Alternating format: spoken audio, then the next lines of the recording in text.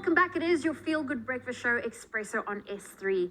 Now, as the pandemic panic it winds down and the economic concerns linger, how we think about our space will really shift accordingly in 2023. Now, since our homes have become our sanctuary, it's only fitting that we style them in a way that brings us joy amid some uncertain times. Now, Danela Conti is a seasoned interior design architect, and with her sound advice, we'll be discussing some of the freshest aesthetic trends for 2023. Danela, it's great to have you here. Hi, Zoe. Thank you so much for having me. I love talking decor trends. I've recently done some renovations myself, so I'm here to absorb all the knowledge you're willing to depart. Okay, let's go. Now, I know that there's been a big trend on minimalism, but I see or hear maximalism is also making a turn. What are some of the basic principles when it comes to maximalism, and how will we see that grow this year? So as the word says, maximalism, we are expressing maximum. It's really where there are no limits and there's no specific genre, there's no specific design style to maximalism. The important thing is for you as the person curating the space to be at the center of it. Okay. So it's really bringing the you into your space. So it can be any line of look. And it's mixed up, it's texture, it's pattern, it's a lot of pattern play, and there's something in the design world called now the fifth wall, which is the ceiling. So we're even considering decorating the ceiling. It's a very decorated look, it's got a lot of layers, and it really must speak about who you are as the person. Maximalism. Maxing it out. Maxing it out. I love that. But at the point, where, like you said, you need to be at the center of it. Exactly. Now, we have spoken, you've touched briefly on the ceiling, which I find very, very interesting. But color is something that I think the ordinary eye always relates to. I know the world is moving away from neutrals, your grays and your blues, to more earth tones, your browns, your creams, your whites. Talk to me about how that shift is taking place. Okay, well, it's an antithesis, right? Because you've got maximalism on the one side, and then on the other side, you've got these earth tones. So it's a very grounding time just on the planet now for everybody to be quite reflective. Okay. And the earth tones really allow us to do that. They also, with the whites and the beiges and all those very neutral tones, they allow us to set a palette. Okay. So you've got a plain blank canvas to then populate with all the bits that are going to be you expressing what your personality is.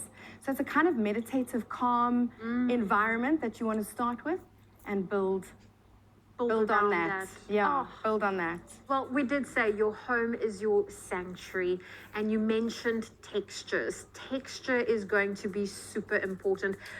What do they mean by texture? Because I know you can get your velvets, you get your your different cottons, but I think the world is also moving in a direction where we are very conscious of the environment. Yes. Exactly.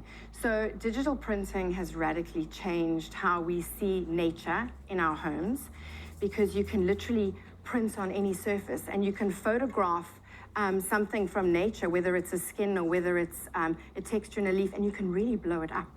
So all of a sudden we're living with huge patterns that we actually would not be seeing on our ordinary day-to-day life because they're microscopic, really. So that's really brought texture in a new way. I mean, we've always had it in carpets and wallpapers and, just like you say, velvet and feeling things. But now there's a visual texture. There's an extra layer on top of what we're seeing. Oh, well, we are adding to the maximalism, the layers on top of the layers. Now, Danela, for someone that wants to, spruce up their space, it's January. We all like to, do something new in the house to just feel fresh.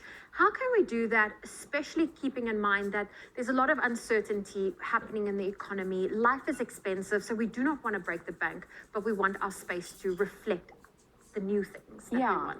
Yeah, we want to do it inexpensively and easily. So the best thing to start with is to declutter. Okay. To basically get rid of things that you're either holding on to because a relative gave it to you and it must be in the corner, or, just something you bought as an impulse buy, but you're not loving it anymore. It's not resonating for you anymore. So clear out your space, declutter. Then paint is the obvious. It adds a splash of color. I always like plants. Plants bring outside in and they just give a calm. So you could take a corner of your room and I would do something quite large, and then around it, smaller plants. So it's not just a plant in the corner, it's actually a whole area that's green, you know, to just give you that new focus.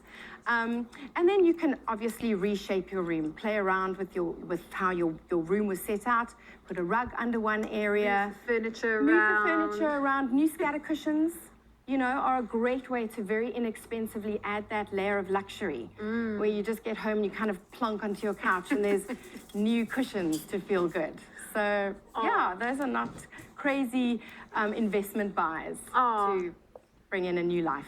Well, we are very excited. Danelle's not going anywhere. She is from DC Design Inc. And of course, stick around. She's going to show us how you can spruce up your wardrobe. So you do not want to miss out on that.